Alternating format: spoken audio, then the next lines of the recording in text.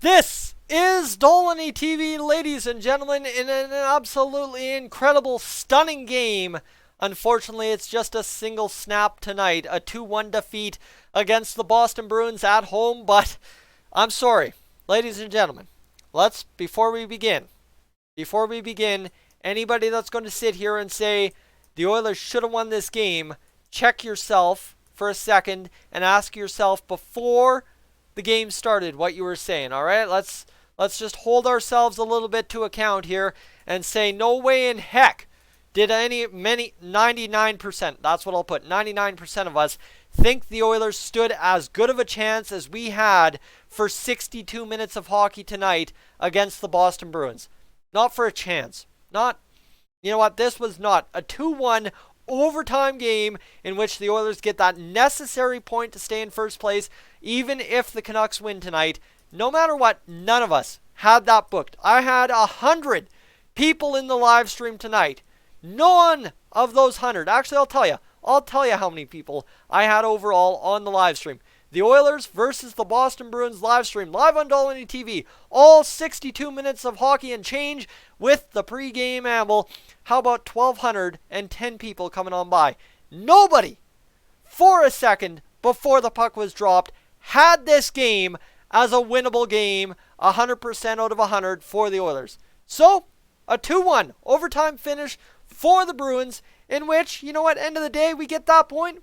You know what? Going to overtime tonight against the Boston Bruins without McDavid, without Neal, without Kassian, without Clefbaum, without Russell, and without Joachim Nygard. I am sorry, 100 out of 100. That is the win tonight. All right? Good to go. Good to go. So just check yourself a little bit on the way in before we digest this one. That is a loss, yes. But check yourself as to what you were predicting before the puck dropped, and don't be disappointed. We stay in first after a 2-1, one-goal game against the Boston Bruins in overtime. I can't complain. I seriously can't complain. When I will complain is when the Flames win on Friday against the Bruins, and I'm there, and it's just a disaster. That said, you know what? That's days into the future, right? That's Thursday, Friday, so we're talking 48 hours away from now, and end of the day, you just don't know what's going to happen in hockey because I just ambled for the past 2.5 minutes about the Oilers doing the impossible tonight against the Boston Bruins. Yes, the impossible would have been a 2-1 overtime win, but you know what? End of the day, it comes down to Yamamoto holding the puck, bobbling the puck, turning over the puck, Darnell Nurse getting the puck, scrambling around with it, and it coming back the other way, and the leading goal scorer in the NHL scoring a goal. Yeah? End of the day, that's it. End of the day, a play in overtime cost the Oilers game. Not a play in the first period, not a play in the second period, not a play late in the third period to cost us a loss. No. We got a point, and we lost in overtime. All right. I'm good. I'm fine and dandy. Ladies and gentlemen, you can go back on the stream tonight, and I will honestly straight up tell you that I predicted this to be a loss for the Oilers. Straight up, 100%. So, end of the day, am I upset? Not really. Am I a little bit, this one got away? A little bit, but what are you going to do? Yes, a lot of people are going to blame Darnell Nurse, but again, you're going to blame Darnell Nurse for losing a game that nobody thought we were going to win. Now, that sounds like Oilers fans to me. And that's fine. That's dandy. It is what it is, and it's good. It's fine. That's who we are, right? We get unrealistic expectations, and then we blame the guy for not delivering. End of the day, yeah, Darnell Nurse should have played better. Should have, absolutely. End of the day, though, are we peeved off? No, we're good. It's fine. It's dandy. So let's review this game, shall we? We shall. I'm good. I'm just trying to be this calming influence for you tonight. It's Wednesday night, wing night. If you're going to Boston Pizza after being in the stream, hey, excellent.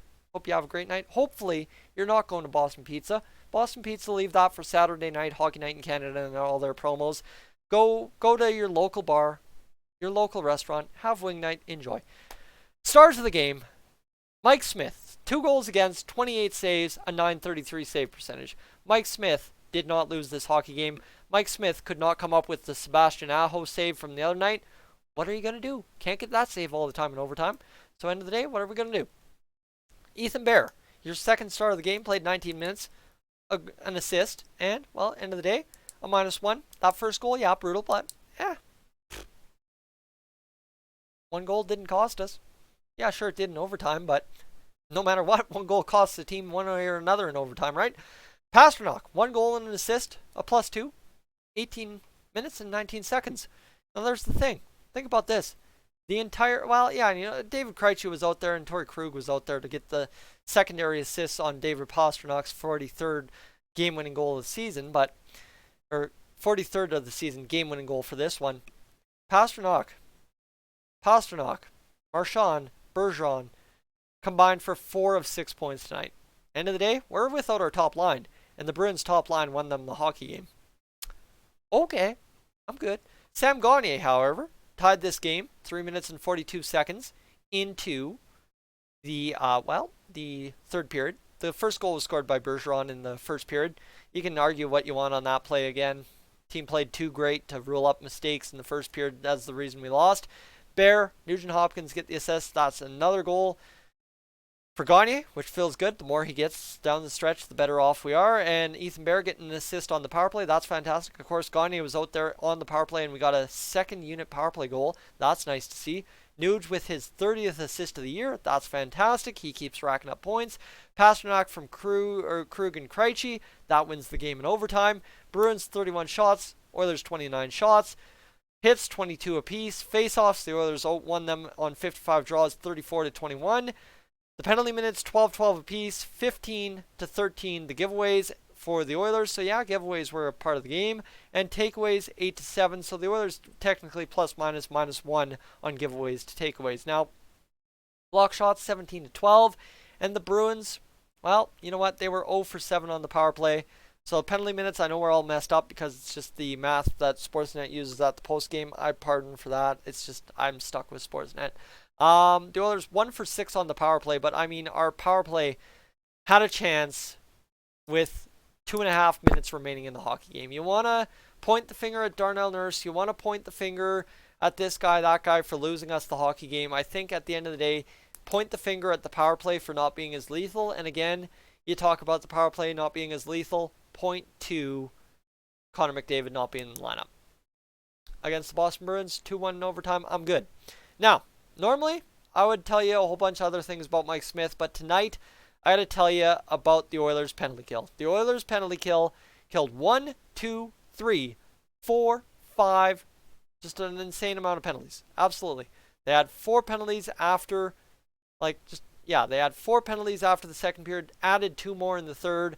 They kept taking penalties on power plays. It was an undisciplined night for our Edmonton Oilers. And at the end of the day, the reason I'm ending with this is because this is going to be in my title.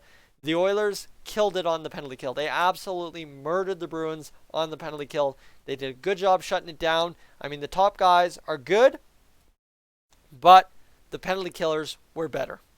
That's the question, right? The Bruins' top guys were good. They won them the game, but the top penalty kill guys for the Oilers were the best players in this hockey game. Hands down, yes, Mike Smith is your best penalty killer every night if the penalty kill goes unbeaten. But the fact is, the Oilers are something stupid like, I think 19, 20, and 20 in the last 6 games on the penalty kill. Guys, we're rocketing up the penalty kill chart. We've given up the fewest goals against on the power play this year, and we didn't give up a power play goal for the Boston Bruins tonight, right? Penalty kill goal, whatever, goal on the penalty kill, however you want to phrase it.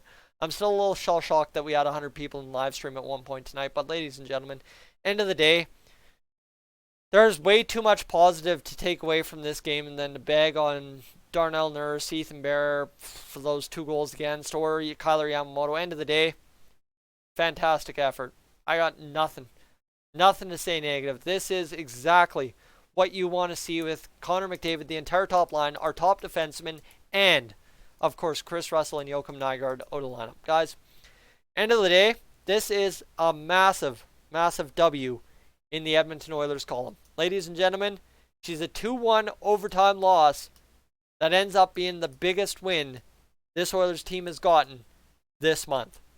Guys, I'm Tyson, this is Dolynny TV. Thank you so much for tuning into the game review. Mike Smith, praise be, because he did a fantastic job on the penalty kill, all situations tonight. And of course, the Oilers penalty kill, fantastic as well. Guys, I'm out of here. I will catch you tomorrow when we discuss some other things. We'll find out what we're discussing. I am up on out of here. Thank you so much. Have yourselves a great evening.